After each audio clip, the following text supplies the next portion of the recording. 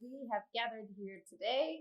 Thank you so much for tuning in to really dive into the retail industry and discuss that space with our Actimo expert. We have today our Senior Customer Success Manager, Lars Beenfeld, and he will tell us a little bit more about the challenges, the obstacles, the overall image of the retail space based on his expertise of the last 20 years. So we would love to hear more about what makes you an expert and a little bit about your background, Lars, and what makes you excited to stay in the space for so many years. Well, thank you for having me. But I can say that I basically worked my way up in retail from being a part-time sales employee in a fashion store, and I've also had my own stores, and to retail director, and also working with global retail development management for some of the largest Danish retail companies. And I actually believe this journey has given me some substantial hands-on experience from operating a store and talking to customers, as well as it's given me high-level retail management insights. And this experience has given me tangible perspective on, from the employee's point of view, as well as a strategic perspective, some from head offices and its stakeholders. So I think that has been valuable for me, especially when representing both of them and trying to find solutions that could benefit and accommodate both. So for me, retail is one of the most exciting places to work, and where I've worked with been for 20 years, because it's so agile and fast moving.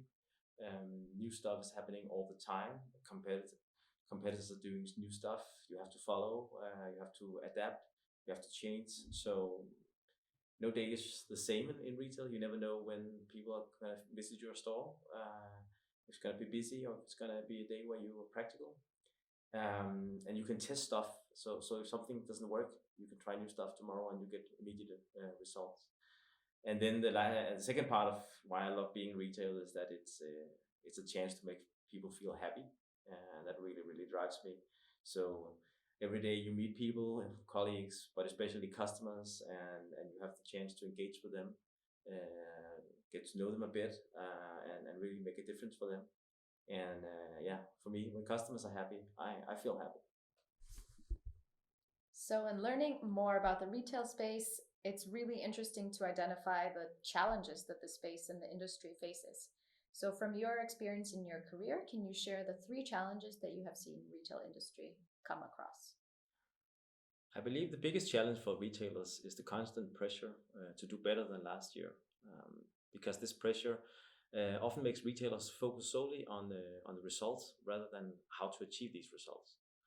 So based on my experience with retail, I believe the top 3 challenges on how to achieve these results is, first of all, retaining and engaging employees, which I see as a huge challenge in retail.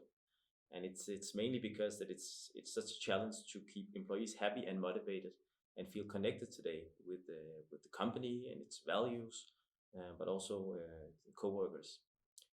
It's also a challenge to manage all the internal communication with retailers today, which results that many employees feels disconnected and far away from the company and the head office, feel a bit alone. And then it's also a challenge to train and develop the employees in a very busy and stressful workday where there's so much focus on results, also resulting in that many employees can feel stuck and uninspired. The second challenge, I think, is the digital transformation, which is also a huge challenge for retail.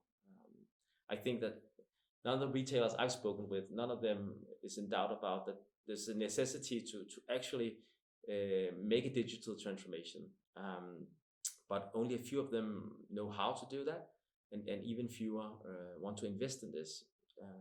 So this makes it a challenge really to implement and utilize omnichannel, for example, click and collect systems. It's a challenge to implement and utilize new digital retail tools, which can optimize retail operations, such as digital communication platforms. And it's also a challenge to invest and utilize in new digital retail technologies that actually can engage the customers in new ways, such as self-service systems or RFID. And the third big challenge is maintaining consumer loyalty. So this is something that every brand is, of course, fighting for and struggling for. But in terms of what I mentioned, the two other points, retaining and engaging employees, and also digital transformation, if those are not in place, it's difficult to maintain consumer loyalty, because consumers, keep changing and in a faster and faster pace, and they have higher and higher consumer expectations. So if you don't have employees that are engaged and motivated to take care of them, or if you don't have the digital systems to engage with them, it's going to be difficult to maintain the consumer loyalty. And also, there is just this level of higher and higher expectation for consumers. They explore much more than previously. So when they go out to shop, they know much more, and that's a challenge to make sure that the employees are at least at the same level as they are today.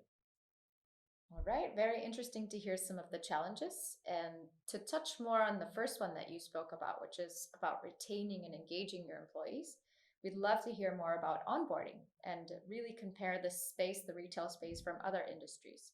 So how have you seen onboarding of the retail companies different from other industries? And have you seen any challenges or advantages within that space? What I've seen differs a lot from other industries in terms of onboarding is that the new retail employees, they often don't have much time to be onboarded in a structured and proper manner. And first of all, it's because the retail industry is extremely cost focused. So it's costly to spend time training new staff. And secondly, because it's often the store managers who have the responsibility to onboard new employees. And often they have so many other operational tasks to take care of, so they don't have the proper time to onboard, and often they don't even have the structured onboarding programs or tools to use for this onboarding. So I think that differs a lot from other industries. So and it's quite common that you'll see new retail employees put on the floor from the first day to interact with customers, just to we pay for you, so start working, and you have to learn as you go. And this is, of course, a huge challenge for the retail industry, and also a huge risk, because risk, as I just mentioned before, customers have huge expectations now. They've researched and they know a lot when they go out. So you risk that the customers will have a bad experience from an inexperienced sales employee. And this way you both risk losing the client, but also that the new employee will be quite demotivated very quickly. So I think that's different from other industries where I can see that they have some built strict onboarding programs and tools to use. And to touch a little bit more on the challenges that you mentioned about the digital transformation in the retail space, we'd love to hear more about the tools that you have seen really embraced by retailers to transform the retail companies from your perspective. But no doubt there's a lot of tools out there, and just if you go to the NFC conference, retail conference in New York, there's so many exhibitors with new technologies. So it's really about finding what is the right technology for you and your company. But I think that in the last 5 years, what we've seen is that we've seen digital transformation in terms of using new tools such as mobile POS, which allows every retail employee to actually sell from everywhere in the store. So instead of the old-fashioned having an old cash system, that cash count, where you could go and pay, suddenly you would have all employees that you could finish or end your buying with. But also in recent years, especially in fast-moving consumer goods like supermarkets, hypermarkets, the self-service checkout stands. I even seen it with Saran, and it just makes sense in terms of when it's very busy. People don't want to stand in a line and wait. People are used to do self-service checkout online, so if it's done proper, it really works and is improving companies' business. Also, click and collect. It's been for years, but a lot of companies have a big challenge getting it up and running, put together, implemented. We also have some companies start more and more to measure the service ratings in stores. So not only looking at the sales figure, but also how was the service experience in the store. We also have RFID, radio frequency identification, which is also coming more and more, where you can scan the store much faster. You can do stock counts much faster. You can sell much faster. So really new technology coming in, and then digital communication is also now a platform which is really transforming retail companies. We can see that the ones that Actimo has transformed the way that they work with communication, and it just makes sense that now you can reach every retail employee via a smartphone in their pocket. So that's some of the tools, at least, that I've seen in recent years, transforming the retail companies. Really interesting answer. And within that, I would love to dissect a little bit more of the digital transformation and the tools that are now measuring the customer experience with the frontline employees, and explore how those tools have really been embraced by the retail industry. So a quote we've heard you say here at Actimo is that the backbone of the labor force in the retail industry are frontline employees. Can you share with us a little bit more of what that means to you and how you've seen that lived out in the retail industry in your experience? Yeah, I think from my experience working both as a front end, but also in the back end of the retail, I believe that all of us working in the back end, we are all supporters for the front line, actually, because they are the ones out there facing the customers, making the battles, fighting the fights for us. They're the ambassadors for the brand, and so of course they have a huge impact. If you go in and have a bad experience in the store, you'll go out and say, "Oh, that store, they have a bad service." But on the other hand, if you have a good experience, oh, in that store they have the perfect service. So in that way, your employees really represent you and your brand, and that's why they become the labor force and the backbone of the retail. And that's also back to one of the main problems or challenges in retail, engaging and motivating the employees. Because if you only focus on the numbers, it can be very demotivated. For example, if you only measure how much you've sold, you can never really look into what happened in every service encounter, within every customer engagement. What happened in the conversation? Were they happy? Does that mean every time somebody comes back with a return or a claim, is it a bad sales experience? Doesn't have to be. It could be a great service given to the client, but you can measure it. So it's a little bit back to looking at the way to reach the numbers, how to reach the numbers, and that's through the backbone of the labor force in the retail. That's the employees that needs to be motivated.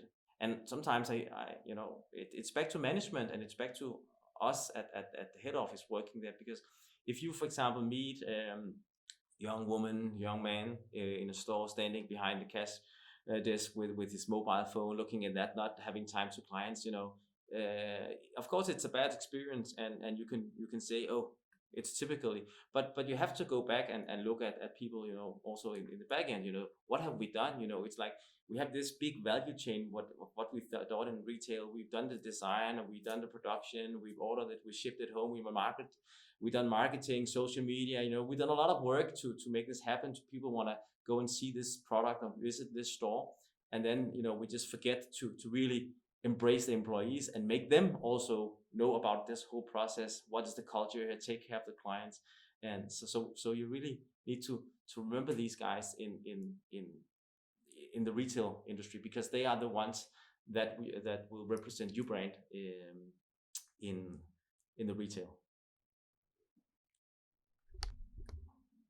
So diving into a little bit of your answer as well here, which was mentioned that the customer experience really does hold a great influence on customer loyalty, typically through the examples that you mentioned of memorable and pleasant experiences. Can you speak a little bit more about how you've seen retailers succeed at really capturing and maintaining this loyalty? Yeah, I can give you an example from when I worked at Pandora Jewelry back in 2013. We changed a little bit of the focus with the staff. Instead of only focusing solely on KPIs and increasing the sales, we shift the focus towards training, and there was a specific way of selling we did it at Pandora. And so we talked about the training, and we focused on how to make these good customer experiences, and this was also followed by global customer satisfaction measurements. And even the best service performers, they could actually win a trip to Thailand to visit the factories. So obviously this global company focus on custom service had a significant impact on the huge growth that the company experienced that year, and also changed the mentality in with all the employees we had, because we were focused much more about did we give good customer experiences rather than how much did we put into to every basket. And funny enough, the basket even went up, even though we didn't only solely focus on that. But other examples is, for example, Nespresso or Joe and the Juice. They are among those retailers who have had a huge success on focusing on creating and training a unique employee culture. So they focused a lot on making a culture where service is really, really high, or making the employees, not the employees, the customers feel comfortable, feel happy, like Joe and the Juice, with the music and the way they approach the clients. And it's a whole culture there. And this had a huge impact on their loyalty, on people coming back. So these are some of the examples, and it's not only the customer loyalty it affects, but it's also the employees' loyalty, because they actually now feel part of a culture. They feel trained. They feel they're part of something that they believe in. So I think that's some examples that I can share with you. So based on your 20 years of experience and really diving into the knowledge that you have over the time of your involvement in the retail space, we would love to hear some recommendations that you could share with retail managers to best utilize to communicate and collaborate with their frontline employees, so they can really establish this customer loyalty and all of these positive attributes of embracing their frontline employees. Yeah, I would definitely recommend all retail managers to implement a digital communication tool, and start connecting the employees and feeding them news, good stories, and allow them to interact across departments and areas, so they feel connected and part of the company and the team. It's a little bit back to one of the biggest challenges for retail, which is to engage and motivate employees. So it is about creating a visible culture which everybody feels part of. And it starts with, of course, with the management, showing and describing what's important for them, celebrating, praising the ones that does this. So it's not only about the numbers, but also about the people, and also about the good stories and the customer engagement. And the best way to utilize this is, I would definitely recommend to keep the digital communication simple and easy to access. Because an employee research we did with a key client here showed that employees primarily opened their Actimo app to see what their colleagues in other stores were doing, and sharing stuff using the social groups that we have in here. But also they also opened the app just to keep updated on the latest campaigns or store information needed to operate on a daily basis. So not too complicated is something that I would recommend.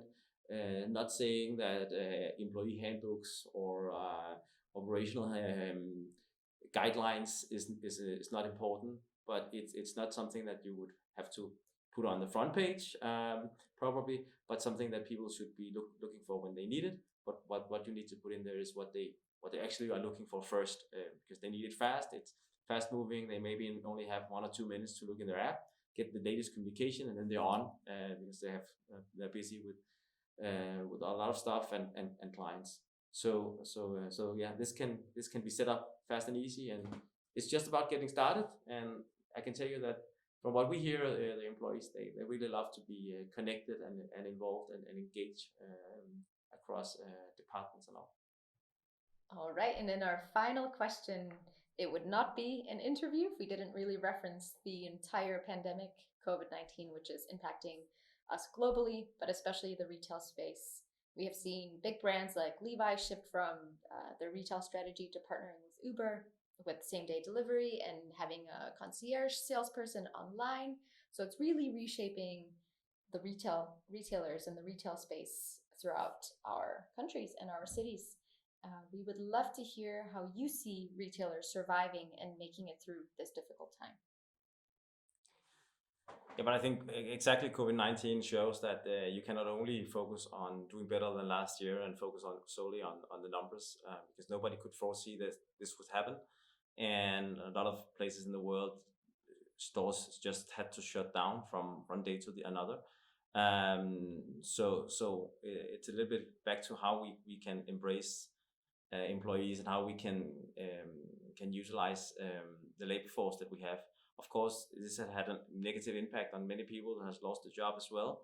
And now when everything starts opening up slowly, you really see what companies have, or what organizations have this company culture where people can pick up thread and really continue from where they were. And now more than ever, the good service is actually important, because you will have less and less people coming into the store and more online. So the ones visiting your store is actually gonna demand even better service and more attention than before.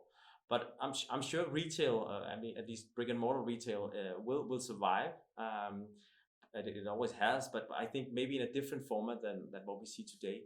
As you mentioned, with Levi's looking for new ways to do this. I'm sure that it's going to be much more digital, because this pandemic have forced us to change the way that we shop and interact with each other. But that also opens new opportunities if you're willing to invest and innovate in this perspective. You can see already that retailers who already have invested in the right digital development and tools, like for example omnichannel, or have also combined it with an online store, they have a huge advantage here during the crisis, because they can still sell their merchandise or the products while they are closed in the stores. So you know, this is also a disruptive way of innovating the retail business. Because now people are forced to finding new ways to sell, like Levi's using Uber, like people having to create online stores to be able to sell their goods. So I'm sure that people will adapt. But of course, I think the survivors and the winners will be those who are able to adapt quickly to this new situation, and also doing new ways of working. The new situation, as I mentioned, means less people in the stores, less customers, and more people online due to restrictions and demand, and for less contact and so on. So I also believe that the brick and mortar concept and formats and the role of the brick and mortar will change due to this. Maybe they will be changed to smaller showrooms where you now can book an appointment. So you really, like a restaurant, so you get the full attention there, and even special products for you will be handed or delivered to the store prior to this. Or maybe just the showrooms where you can only pick up what you purchased online. I also believe that online and brick and mortar could merge much more in the future to support each other. For example, online customers could have online session with people right in the store, just as you mentioned with Levi's. Why not utilize the human resources there and the knowledge there in the stores to actually take care of some online people sitting there and trying to buy something and looking for good advices or just product knowledge. And then also I think that self-service is going to be much more bigger in the future, because again, then you don't have to interact with anybody. You can take care of everything yourself. And you see it, it's quite normal in supermarkets, fast-moving consumer goods, where you can do your shopping and check out even without having to talk with any staff. And I believe that is also being a big part of the future. I'm certain that there's still going to be a need for retail employees, and especially to support this new way of working. So maybe the role and demand is going to change a little bit, but I'm sure that it's really playing a big part in this as well in the future. But I think it will change the role that they have. And I also, this means that in the future retail employees, there's a bigger demand for, not demand, but requirement for them. I think that they need to be much more well trained and much more informed and engaged than before, being these representatives and ambassadors for the brands, because they really need to be able to support customers now on this different journey. That could be online, or when they come into the store, they've actually been on a journey already, to handle this journey. So I think that especially internal communication and training will be one of the crucial parts in the future retail, as well as digital implementation and transformation would play a big part. So that will be the ones that will navigate the best retailers through the crisis, I believe. Thank you so much, Lars. This was very insightful from many perspectives. I think it'll really offer an insight and recommendations and just an overall view of how the retail space will be transitioning and transforming, not only because of COVID, but just in general. So thank you for your expertise and sharing with us today. You're welcome. It's been a pleasure to be here. Thank you for having me. And yeah, this is a very interesting topic for me, something that I'm really, really passionate about. So yeah, fingers crossed that people will get through this in a good manner. So thank you. Yes, thank you. And if you have any questions, we are always willing to help. You can contact us in the link and the information below. Have a lovely day.